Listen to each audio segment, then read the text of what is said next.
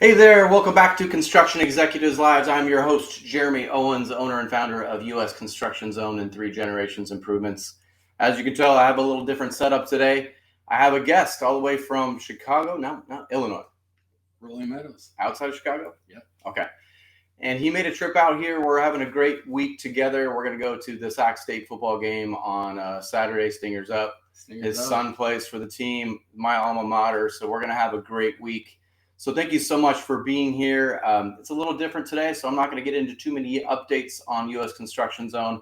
Just wanted to let you know to stay tuned because we do have a lot of cool things coming.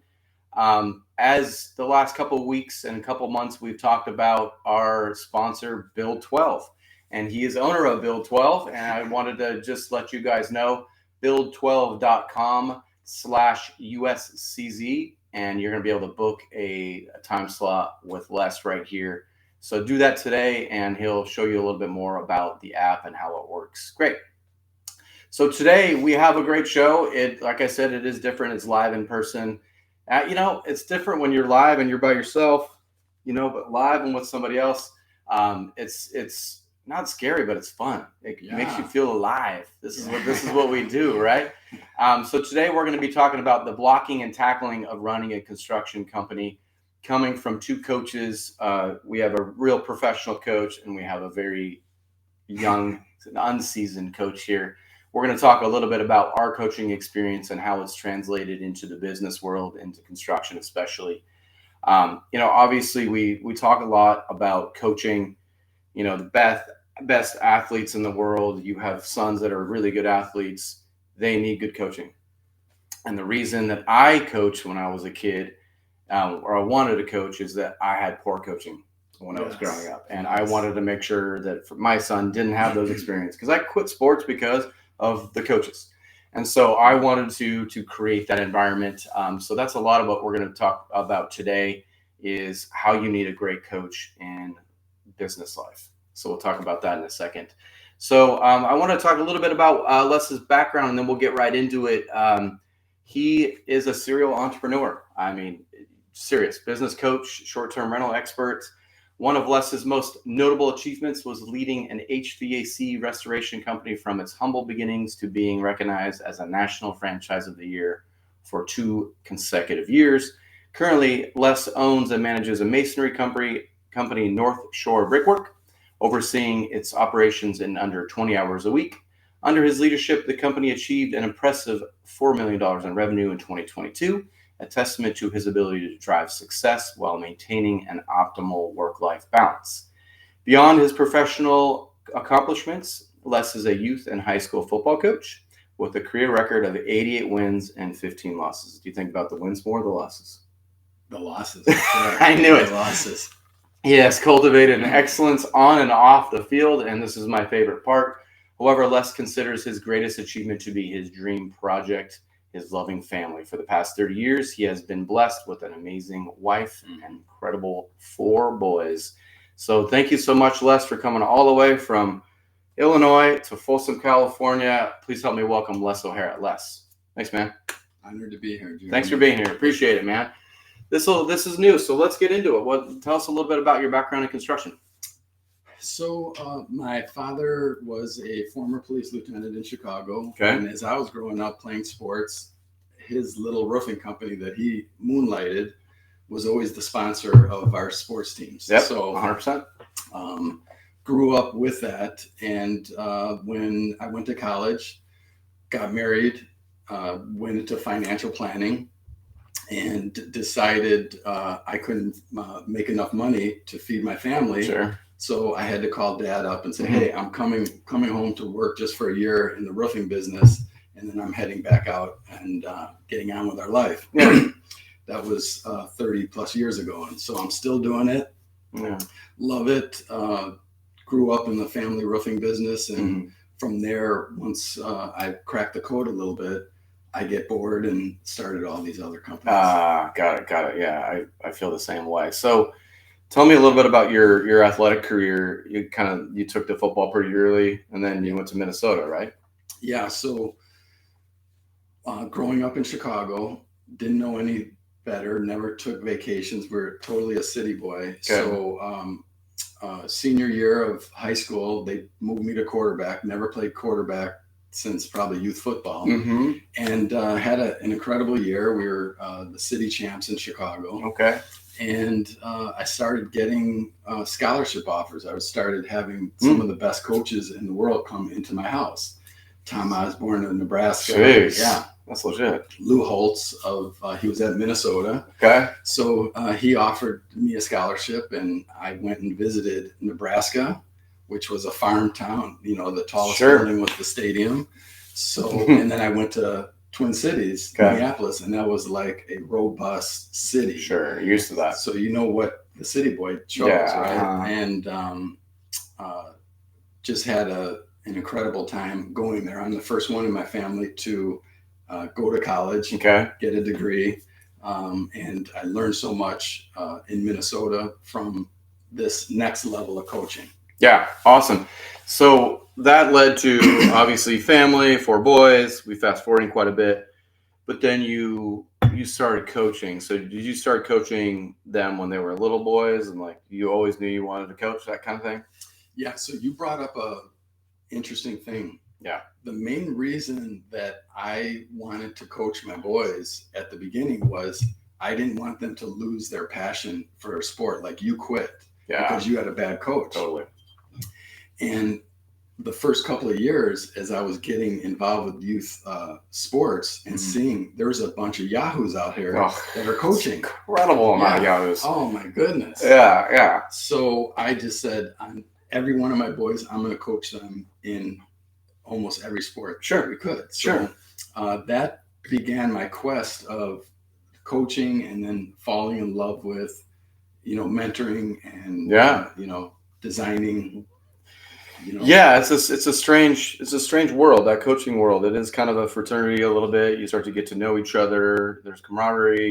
You almost feel like you're playing the sport a little bit. It kind of got rid of some of my competitive juices that I needed to get rid of. Right, exactly. I needed to still have an outlet. For me, it was coaching. So I wasn't getting pissed at the Monopoly game. Yeah, because I was getting pissed out in the field a little bit. So. I think a lot of guys do need that outlet. It was important for me, but like you said, it's about kind of customizing your kids' experience and making sure they have a good one. It doesn't necessarily mean you're the best coach in the world. It just means that you have a positive outlook and they're like wanting to play because it's fun. And it is fun.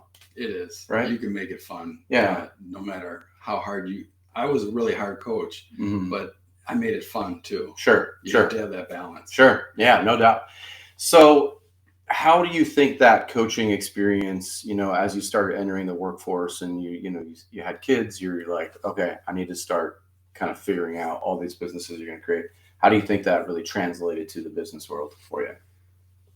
So what I think translated for me was, even though I was raised in athletics, and then went to some of the highest level, got coached by some of the highest level coaching. When I started in business, I didn't have a coach.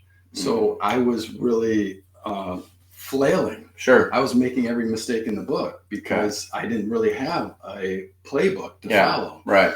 So one thing that really helped me was, early in my career, two main milestones. One is, I read the book, The E-Myth, and specifically how to build systems and processes into your business. Right. So that's really a playbook. Sure. Right? So I got mentored by a coach, Tom Bardeen, from The E-Myth. He's no longer with us, but he's from California. Okay. And he taught me the building blocks of how to run a business. Nice. So that was definitely the first step. And then the second is, I was now starting to realize there is a formula for running the business that matched up with what I learned in college athletics, which was every practice was detailed down to the minute. Oh, yeah. And what you're going to do. So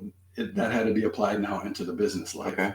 And so once I cracked a couple of those things and started learning the plays, things got a lot easier in running business. Huh. So did you do that? Do you still do that today? Do you block your time to that level of degree where you're like, these first 2 hours I'm going to be doing this? And with multiple business, I imagine you kind of have to, right? Yeah, I think that's where I blow away a lot of my friends and people I coach when they see my calendar, because I am not very analytical, and I'm not what's the word? I'm loose. I'm adaptable. One of my strengths is things change. You're not rigid. Not rigid. Okay. But you look at my calendar. It's rigid as hell. It's rigid because if what you learn from high-level athletics is that they detail every 5 minutes, what are we working on, and where are we going after that, and then what are we trying to do? So a lot of my success coaching was building this structure of what are we going to get accomplished today in practice. And I do that in my business world, is like, what do I need to get accomplished? It's the big rocks, those 2 or 3 things you got to get done. But if you don't schedule them in there, you're never going to get them done. The phone's going to ring. Your field superintendent's going to tell you got to get out. There's a problem. I definitely have that issue. Construction does in general, right? Where it does. It's just like you have your plan, you have your to-do list, and then that call happens and that fire you need to put out, and before you know it, your day's hijacked, and then at the end of the day, you don't feel like you accomplished, even though you did things. It just felt like busy work. Yeah. And then you're right back to the next day, and you're like, shit, my to-do list was exactly the same as yesterday. And you're like, so yeah, I mean, it's everything just got moved. Yeah. And then a year goes by fast, and then your yearly goals, you're like, next year I'm gonna get to those. So how do you book those kind of loftier goals, whether they're yearly goals or whatever? How do you make sure those kind of make it in the calendar so that you're just not forgetting about that whole thing? Super great question. I'll tell you on an individual basis and what you should be doing on the business basis. So on the individual basis, every day I make it a point to actually put what happened that day. So I have my plan going into the day, but then it changes. Right. You had to take a call, you had to do this. And so I edit it so I have the actuals. Okay. So now I'm able to, at the end of the day, see what I was planning on doing versus what actually happened. Okay. But it really gets powerful when you use Google Calendar, and you can look at the week view. And so I use color codes. Sure, me too. So, yeah. So right now, whatever code you should be doing, you can look real quickly how much time did you do that on that. And so when I coach my clients, I want to look at your calendar. Yeah. And I want to tell you, we're going to find out real quick what's your top priority. Right. And if there's things that are sidetracking you, then we have to build some things individually.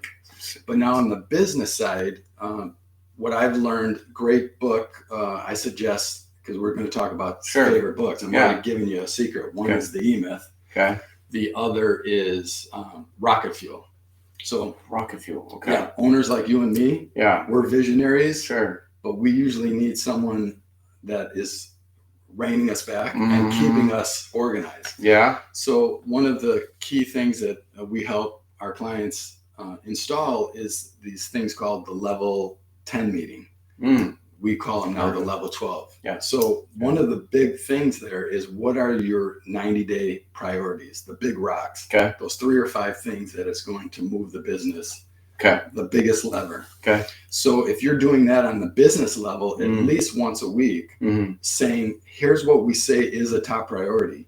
Well, it's going to get a little crazy if every week you're meeting with your team and you're never doing those. Yeah. So it's going to get done. Right. Yeah. Yeah. I mean, you kind of said it there, though. You need those people to rein you in. And I've also struggled to find the people to take your visions and put them into action, right? Yes. Because like one of my favorite things to do is to think of the ideas, right? Yeah. I have the great ideas, yeah. But to be able to have somebody, as your right-hand man, I kind of lost mine in 3G, so I'm flailing a little bit on that side. So I need people to take my ideas into action, and I've struggled with that my entire life. Sure. It's just like I have all these places where I have my ideas, but I don't have enough time to implement them. And I really think they're great ideas. But Yeah. so how do you go about finding them? And I guess, have you found them in all your businesses, or do you struggle with that too? With a varied amount of success. So it hasn't been probably to the last 4 years that I've really dialed in this process of finding this person. And according to the book, Rocket Fuel, we're the visionaries, we're the idea people. We need the integrators, which is the people that can actually get the ideas executed, but also be the ones that say, this Easy. one, hey, wait, you said this was important. Right. I'm still trying to get this done. Right. Because we're already, down that line. So what's interesting is the formula that I found is that there's great people. They might not be in your local market, but they're out there that have business experience, that are very organized, that are the antithesis of us. Yeah. That would love to work with someone like us and organize us and keep us on track and help us go. Right. So all of my businesses, I've always installed this kind of person first. I call them chief of staff. Okay. And we're really building a business model around the coaching practice of finding these people, because the biggest thing for us as construction owners, we don't have this person. Everything is coming through us. Now, if you have an office manager, that could be that person. Right. If you give them more and more responsibilities. Right. But usually it's a unique skill set that is called the integrator. And there's tests and things that we can dial in for you to get that. But every one of my companies, I have that person that is integrating my ideas. So what's interesting, we talked about the West and Idaho and my love for that area. Sure. So my masonry company is based in Illinois and Wisconsin. My chief of staff, who runs basically me and the business, she's in Idaho. Yeah, we don't need to be right next to each other. You don't. And so, I mean, it kind of brings up another question I had later was, how do you go about finding those people? We talked a little bit about, you need to be recruiting all the time. You need to be networking. I'm huge in networking, but I'm not always networking for myself. Sometimes I'm just creating a network because when someone asks me, I want to be able to have the person that I vetted already, like you. Like I knew we were going to be fast friends and that things are going to work out. Hey, I have a guy for that. And that's kind of what my network has been, but I rarely kind of has molded my network for me personally. This is what I need. So how do you go about doing that? Because I think it's so easy to kind of skip that step. But you need to be constantly doing it, right? Yeah, constantly. But if I even walked it back for a second, I would just say operators like you and me, we need first this person that could handle all of the details for us and get some of the blocking and tackling stuff that needs to be done, but we don't. Details, yeah. It's the details suck. They suck. Hate the details. Luckily, my wife, she's all into the details, and I'm, she handles that for Team O'Hara. But I think that's first. You find that person. Okay. Now you're able to grow because you have someone that's, kind of managing and letting you do what you can do. Then you need to, I'm a big believer on always recruiting. You're always out there looking for subcontractors, employees, and prospects. Yeah. Those three people you need in our business. And so how do you do that? Great people in the industry. Matt DeBera has a great recruiting service for construction owners. Okay. I think he was on. Yes. Yeah. DeBera. Yeah. Great. A couple of like 6 months ago. Yeah. Yeah. One of my mentors, Paul Sandeman, he was a business coach to contractors. Okay. He's got a great recruiting service. A lot of them, they built these models for you to always have a shingle out there for your need of employees on that side. Gotcha. And then lastly is just internally finding those subs and good admin type of people. Right. That's just you working your network. Right. They're out there. Yeah. And so what do you call those people? I mean, you have a different kind of terms for them. what kind of people are you seeking for those, the detail folks? So what we're operations managers. I mean, I'm talking about like the business world. Are those usually like operations type people? Well, if you and me wanted to get into the specifics for the construction business owner, how I envision it, which is adopting this rocket fuel model, is that we have the three main components of our business, which is sales and marketing, production, and then finance admin, bookkeeping, and HR and that kind of thing. So for me, I've always been that owner. You're on top, but the problem is when you fill these positions, or if you don't have them filled, everything passes up to you. Tell me about it. So now you're doing all three things. Right. So when you add this chief of staff, but now we're calling it the QBVA. Okay. Just to play off of that, because we're now the head coach. Right. So we're calling these plays, but you need the quarterback to run the plays. Right. We're used to calling the plays and then we have to run the play. Right. That's hard to do. Right. So now you could step back and you can call the play. They're running it. They're coming back to you and saying, hey, coach, this play isn't running very well. Right. And now you can fix the play. Yeah. Or you can see it real time. Now that person, they deal with those three main people in your business. Whoever's head of production, head of sales, head of bookkeeping, and they're talking and making everything integrated. That's what I think is the win. And I think even to add to that, they could tell you when the plan sucks. Like that place sucks. Like you need someone to be able to say that to you. Like don't even try that. That's the best quarterback you can get. Right. It's not that quarterback that comes over and no, he's in your face saying, hey, this play isn't working. We're calling it. Right. That's what you need.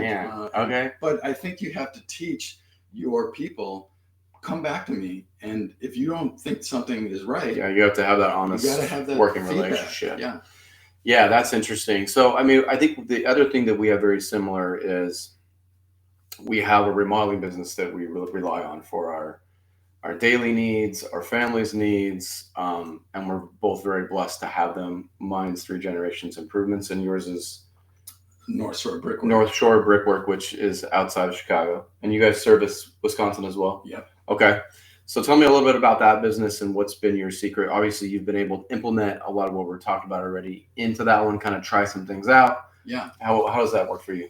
So when I owned the roofing business, a longtime subcontractor of ours, he did all of the masonry for the roofing business, and he retired and thought he saw what I was doing with all these roofing companies and serial entrepreneurs. Sure. I want to sell the business to you. So I bought the business. It was doing about $400,000 at the time. Okay. And so today we're doing $4 million.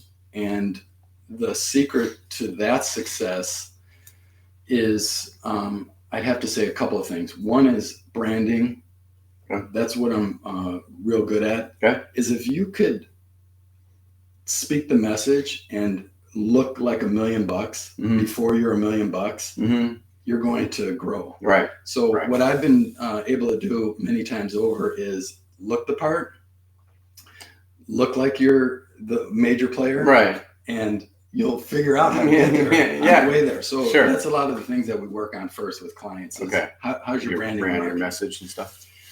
The next key was, what's interesting for us construction guys is we use 100% subcontractors. And this blows away a lot of my clients. They're like, how can you do that? Well, how do you do it is that subcontractors are just mini businesses that you are now helping mentor and grow. And but you're doing the hard work, bringing them the leads and the jobs. Right. They just have to do it and do a great job. So where a lot of owners struggle is they don't have the bench depth, if we're going to use the sports analogy, of great subs. Right. So they might have one painting sub. One crew. That guy gets busy. Now he's limited on what he can do. Right. So over the years, my strategy was when I'm out in the field, I'm meeting people, I stop at every job site that I can see that they're doing masonry. and I would give my card, and sometimes it would be the owner. Right. He's working on the job. Yeah. This is what he's doing. Right. Shaking hands and start that relationship. Right. And so now, so many years later in that business, I have such a bench depth of 10 solid owners of masonry companies that I get a job, I could then go to the perfect sub that I think this would be great. And it's a win-win. Right. It's funny. We're the same way in 3 generations. We set it up the exact same. Yeah. And a lot of that has to do with our climate here in California. Workers' comp costs are through the roof. Like, to hire is very difficult. But the roofing industry, siding, windows, decking, they come with a very high insurance cost. And that's not the only reason. It's not like we're hiding from it. It's like you said, we have so many different types of projects. And to say that we have one crew to do hardy board and one crew to do cedar siding or even stone work, like, that's not even fair for them to be a jack of all of those trades. Yeah. So we have crews that do better at other things. So when homeowners have that objection, it's like, hey, look, they're licensed, they're insured, they're bonded, you're protected. It's not an employee that had a bad day that's going to quit that day. Yeah. So you're more protected as a homeowner this way, but also we're thinking about a crew for your project. And so we're placing you with who we think is going to perform best. And so usually that helps, but you have those other people who are like, hey, we have all the employees, which most of the time they're lying, but they say that, like, we have a whole stable, they have this picture of all these people, and maybe it makes a homeowner feel comfortable, but it's really not doing them any good. Yeah, we have to educate our consumers on constantly, that, because they ask, are these employees or subcontractors? Right. And we tell that story that some of these been working with us for 10 years. And, right. You have to tell that why that is that advantage. Right. But it's a great way to build a business. But I wanted to ask you, don't you feel like it would be important for your business specifically? Because I hear this from a lot of my remodeling clients, that when you have subcontractors, closing out the job sometimes is, there's a little paint touch up and caulking. Do you feel like having a 1 or a 2 man, do it all crew, clean up? Yeah, I think that could be helpful. I think we've always wanted to have like a true, like, floating foreman. Yeah, that you can send to the jobs at the right time, right?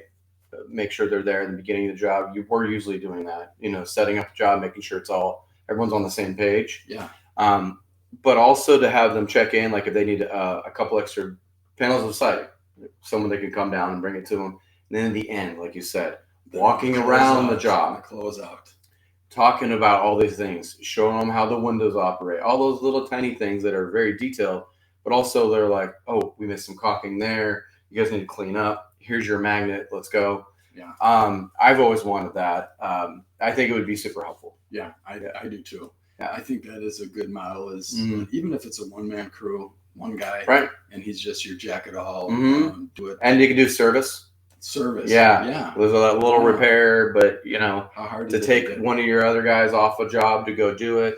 I mean, there's always going to be service in remodeling, and it's a pain in the ass. It's part of the business, but it's a losing proposition almost every time, unless you can turn it into some leads sometimes. Like, hey, you guys got here within a week of that. That's shocking, because for most contractors, they're used to picking up the phone, texting multiple times to get them to even answer. Yeah. And then multiple times to get them to come. So we usually wow them with that. Like, wow, you guys really got out here quickly. Yeah. That's such a small secret of success. Is just answer the call and get out there and be responsive. Right. And you're always going to have the phone ringing. Yeah. Yeah.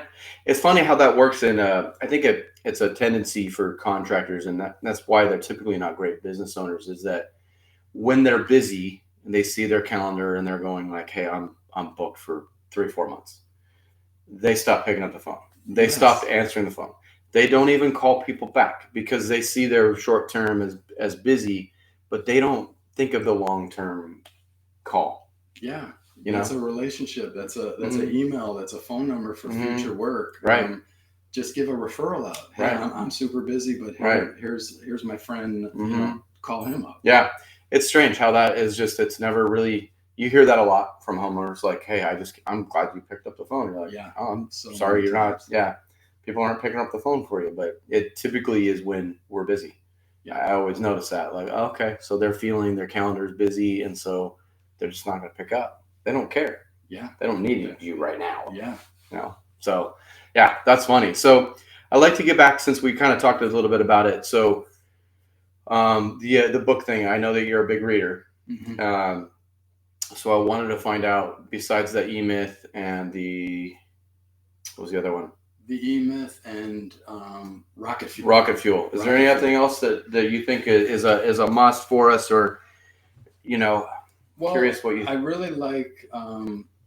There's a book called 80/20 Marketing by one of the experts in the industry, and it really would help any of us that are looking to do ads and lead gen, Sure, which is part of the major thing that you need to solve for your business. Mm-hmm. That's a super great book. The Sales Machine is one that I constantly quote for my clients, and I constantly read it. Okay. And the biggest chapter in there is the 80/20 rule. The Dream 100. Right. So you asked, like, what has been some of the reasons for the success of these companies?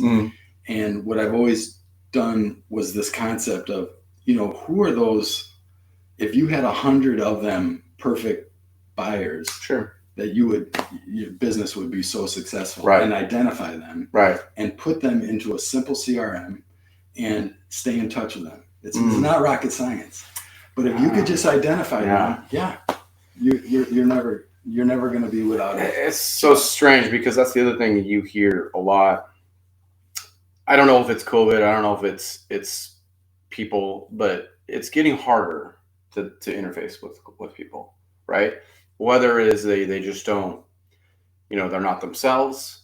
Everyone has a life outside of your remodeling project. Everybody has stressors. Everybody has things going on. People don't like to pick up the phone. People sometimes don't even like to really talk to you. They're lacking those engaging things. They text. Yeah. Sometimes they'll text you at night. They don't care about your schedule. Yeah. So I have found that it's getting harder to deal with clients, and you have to do more for less. And even a referral, for example, like, it's harder to get a referral. They don't talk to their neighbors like they used to. There's not that. I don't know. So I guess, like, what's your secret there? Because I hear this a lot, that not only is it harder to deal with people, but they have the power of reviews. They have these other things in their lives that they kind of hold over your head, a little bit. So it's becoming a little bit harder to deal with them. But also, you have to find those clients that you don't want to work with, and you have to stop it right at the beginning. Right away. Yeah. I think that comes with time, is knowing if someone's going to be a problem person. We pretty much know now, right? When you're talking to someone. But at the early stage, you don't know that. No. And you're like, no, I'm optimistic. I'm going to turn this one around. Right. But the secret, I think, is that there is no secret, meaning you really have to do a lot of the fundamentals of job science and, that right there. Right. Sure.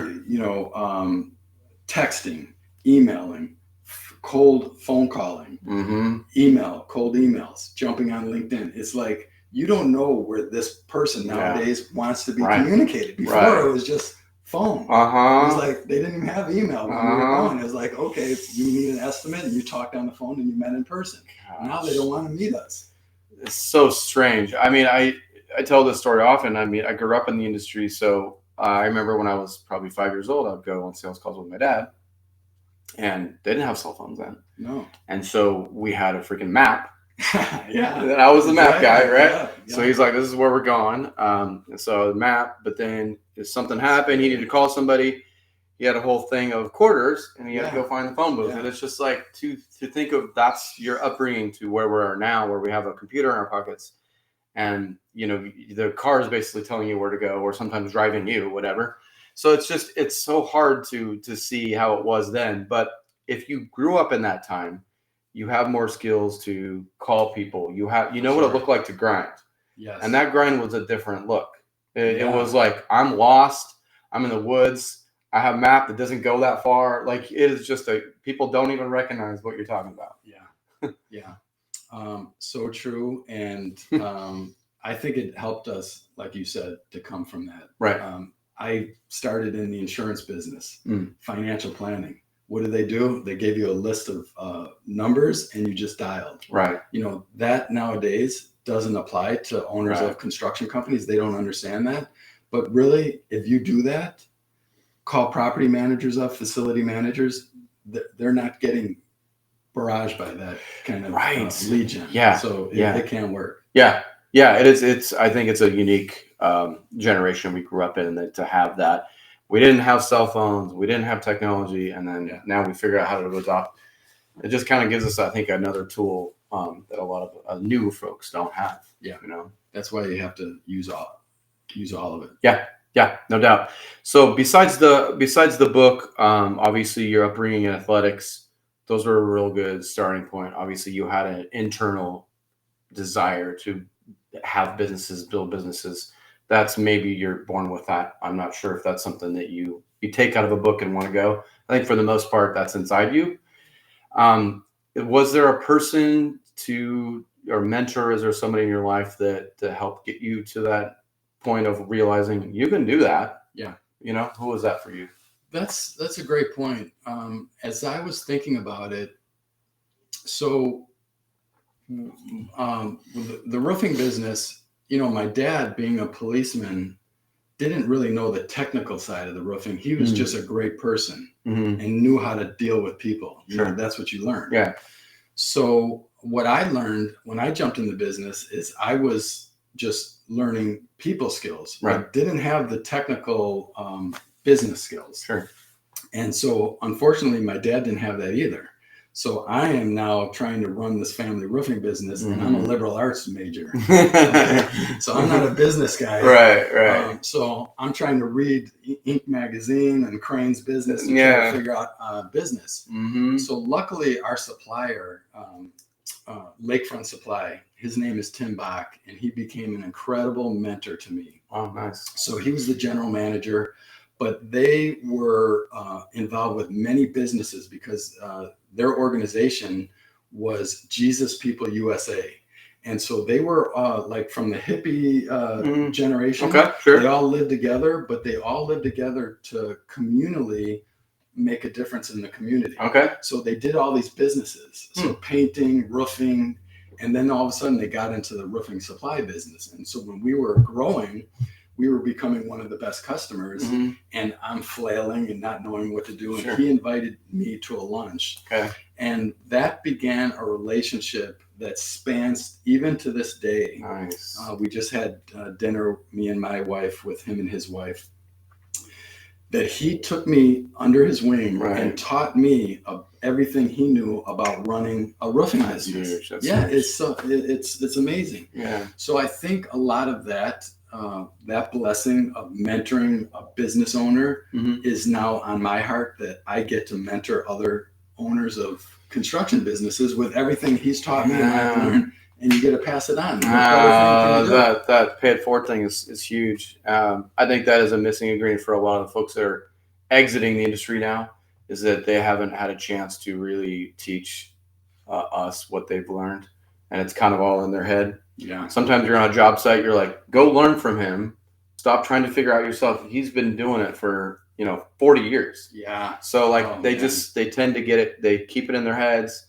They don't necessarily want to share. They don't really. It's not really. You don't really care, but they have so much in them that it's always nice to see people want to share that knowledge. I'm the same way. I'm third generation in this industry, so it's like I have a lot that is very old school, but a lot that's very new school, and I love talking about it. Yeah. Yeah. And it's no better feeling to make a difference to someone. Yeah. That is really powerful. Yeah. No, and that it brings another point to mind.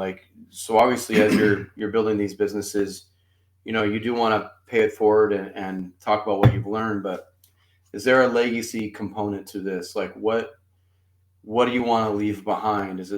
What is it for you? Man, it's a powerful question. I wanted to teach the next generation. So I at least wanted to, everything that I've learned, be able to have my four boys and now their kids to at least have a nice story. I love reading books, and it's autobiographies. Sure. For me, it's like, hey, the trials and tribulations of running, these type of businesses, what you need to know. Right. Because I really feel like such a low barrier of entry and so easy to have success in this business, to take care of your family. Right. If you just learn some of the blocking and tackling. Right. So why not pass that on at least to my kids? And that's where I kind of came up with the playbook. Okay. Was, hey, the things that I learned, these key 80-20 things that if you just do these, you're going to have success in your business. Yeah. And that's a good point. I mean, like I said before, you have a remodeling business. I have a remodeling business that's provided so well, but it also allows us to think like a contractor. Like you said before, you're in the grind just like everybody else is. So it allows you a unique perspective when you build these other businesses, because you go, that's what I need. So, and I can't find it. Yeah. So let's go build it. And so let's talk about a couple of those. The first one is contractor huddle. So that's your coaching, the coaching side. Yep. So that's where you're mentoring somebody. That's who you are going to be for me, because I totally need that. So it's like, so what do you do in that, and why did you start that, and kind of how's it going now? Great question. So I love the story because it started in failure a little bit. So I was doing the coaching of the youth sports, and in our area, there was no sports training facility high end in the northwest suburbs, which was ridiculous to me. So I'm like, okay, I'm gonna make a sports training facility. So I went out and went to dads like you and me and said, hey, we should have this by our area instead of driving 30 minutes to another area. So I activated this idea. So we found it took me 2 years, but I raised the money, found a 22,000 square foot facility, indoor turf, the best equipment, speed tracks, baseball, basketball court. Yeah, it was really fun. Yeah. And so I said, I'm gonna make it in the sports training business. Forget this construction stuff. Okay. That's too hard. Yeah. This is gonna be easy. Right? Yeah. And did that for 5 years, and it was a great place. My kids loved it.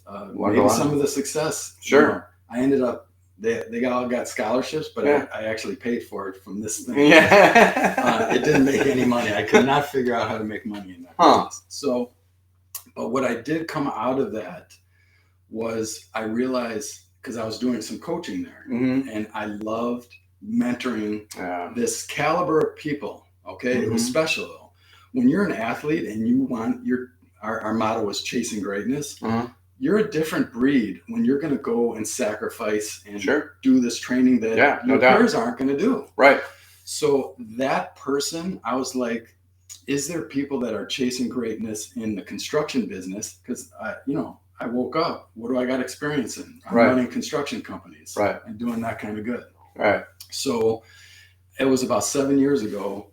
I bought someone's playbook, how to get into the coaching business, and of play by play, here's what you do. And I put up Facebook ads out there, and I started getting clients and having success, coaching them on what I learned. So I'm like, okay, that's how the Contractor Huddle started. So we have a Facebook group. People could join it. It's on Facebook, the Contractor Huddle. It's a group. We put in good information in there. And then I became a coach to guys that were chasing greatness in their construction company. Right.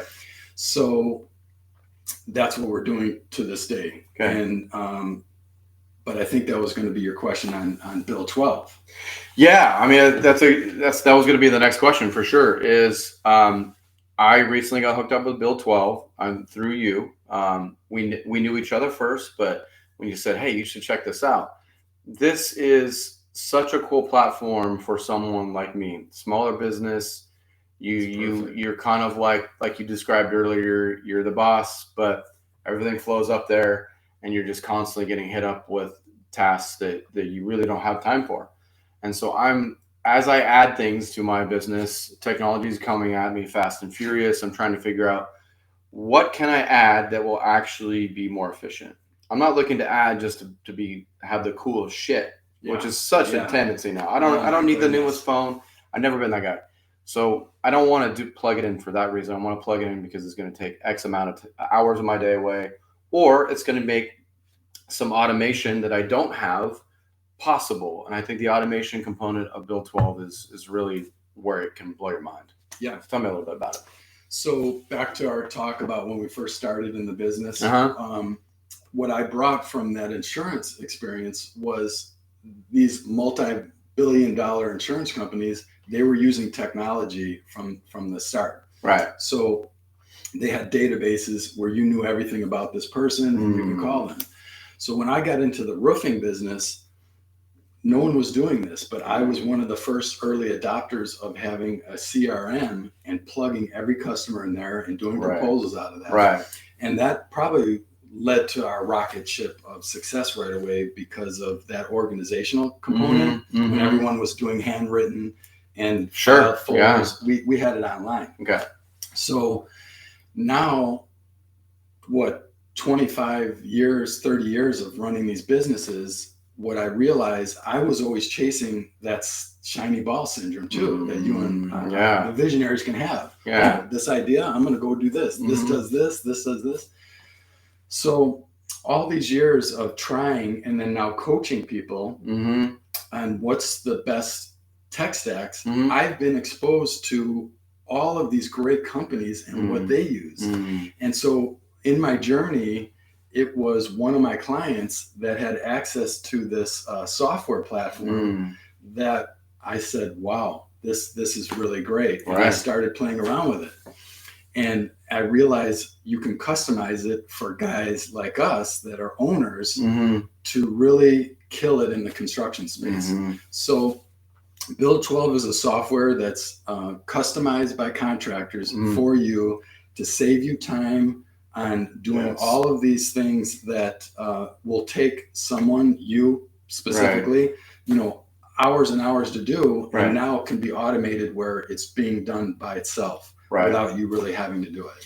Right. I mean, the fact that you can put leads in these categories, texting for me has always been a huge issue. I've always wanted to get into the space. I just didn't want to use my own phone and get blown up at all hours. I already get enough of that already. So having that text option, being able to put leads in categories and let some automations take over for you, again, saves me time and energy. Like, you guys got to check it out. build12.com/USCZ. Get a demo from him, and you guys just take a look at it. I'm still in the learning process, and he's going to help me through kind of how to get there. But the bottom line is, make sure that your technology is actually making you more efficient. And it's not just the newest, shiniest thing. It has to be something that will work for you. I'm looking forward to it kind of, really speeding up my business a little bit and helping replace some of my time, because that's my biggest issue right now. Yeah. Time, and it's going to make you more money. Yeah. It's proven. It's adopted for all of my businesses. And it truly, when I'm low on work, I could just go in there, press a couple buttons, and I'm getting opportunities to go out and estimate. So that's what it's all about. That's what it's all about. Yeah. Being more organized. No doubt about it. Well, I wanted to talk a couple more about the personal side. I always liked this side of our industry. I think we fail a lot as owners and managers to be open about we have real lives. We talk about our coaching experiences, but we have kids, we have families.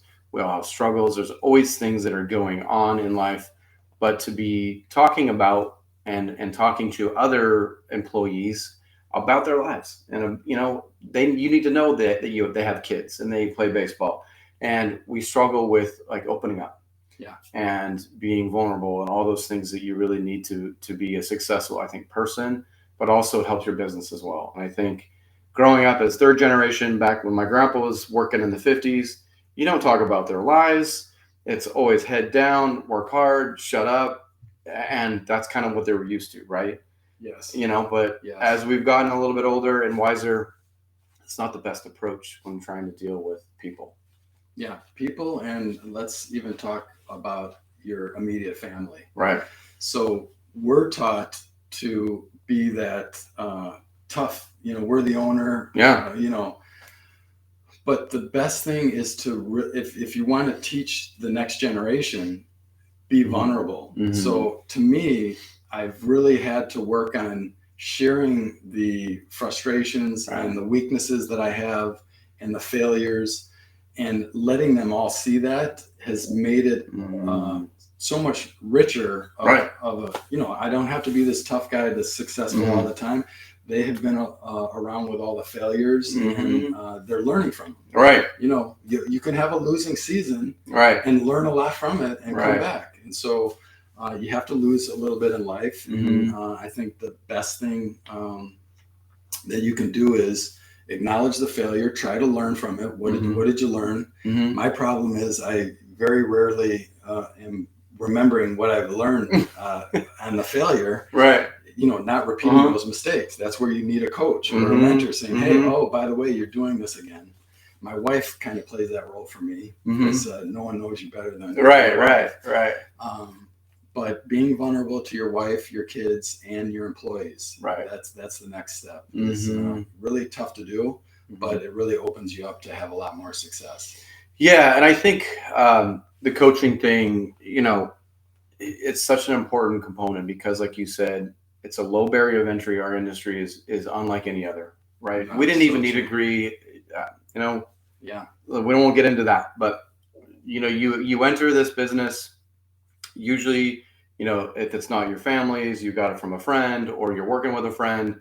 Before you know it, you have this business in front of you and you know jack shit. Like I went to business school in marketing, which is a perfect fit for me. I haven't plugged in anything I've learned there. So it's just a wild industry. And unless you are feeding your brain and figuring things out as you go, you won't figure it out and you will be failing constantly. And this is the thing I see the most with contractors is that knowing your numbers, they don't know their numbers. They just go year to year and they don't even know if they made money on a job. It's like, so you don't know your margins, you don't know your numbers. You're making a living, but at the end, you don't have anything to show for it. Not only as a business, but for your family, for your legacy. You're kind of just like, I guess I'm done. Here are the keys. Yeah. I don't know what, you know what I mean? Yeah. Like, so talk a little bit about that. I mean, that not only the knowing the numbers, but the legacy piece and making sure that you're constantly learning as you go. Yeah. What I find is that you can go out of business so fast in the construction business. Right. You think you're growing and things are great, but people don't realize that the faster you grow, you're burning all this cash, and you get a little bit of a stick with accounts receivable, and then you're out of business. So really, the first thing that we work with, other than the personal time management, now we dig into your numbers, and specifically cash flow forecasting. I think that's such an underrated topic for owners of construction companies. Barring, knowing how to structure your profit and loss and balance sheet and being able to look at that, which is big. But the second is knowing how much money you have and where it's going, in the next 12 weeks. Right. So it took me years and years of working with CPAs and consultants and making 16 tab, spreadsheets and all this to finally, coming up with one that was dialed in to tell me and my clients, here's what you have right now. And here's what's going to be happening the next 12 weeks. Right. So that you can figure out, okay, we got some trouble over here in about 4 weeks from now if something doesn't happen. And it gives you time to start working on this line of credit or, loans from friends or whatever. But truly knowing your numbers and where the cash is, live and die. You got to live and die by that. Yeah, I think that's a struggle. I would say that would be my advice as well. If you're a new business owner, is take some classes or get a mentor or learn from somebody so that you stop those mistakes at the beginning. And then you start to learn, hey, here's my real margin. Here's my break-even point. Like, I mean, I think probably 20% margin. If you're under there for a remodeling company, you're probably breaking even-ish. Right. Like, especially in California with our insurance costs and things, like people costs.